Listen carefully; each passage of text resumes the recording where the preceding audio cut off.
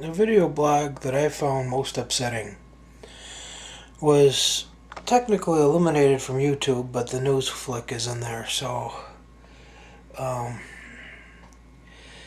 I don't even know where to start. I know enough people have talked about it already, but a 16-year-old kid puts an 8-month-old baby on an air pillow and jumps on the pillow and launches the little baby like a teeter-totter, throws him as far as he can by jumping on the pillow.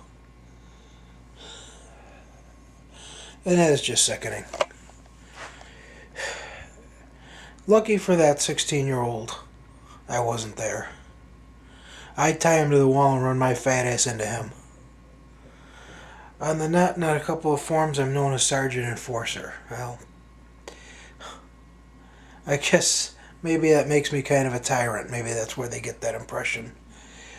But, first of all, how does something like this happen? Who puts an 8-month-old baby in the care of a kid who would do that? Because any kid that would do that obviously had some signs of mental instability. I will not believe that this was the model teenager, and as soon as mom and dad looked the other way, all of a sudden he's endangering an 8-month-old baby. I don't know if the baby was his brother or if he was babysitting him, but I would not believe that. I don't believe that this guy didn't have some signs of instability other than that this is a shock to everybody that knew him.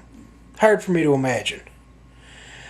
And if I'm right, and I believe I am, then who allows this 8-month-old baby who is virtually helpless to be in the care of such an individual?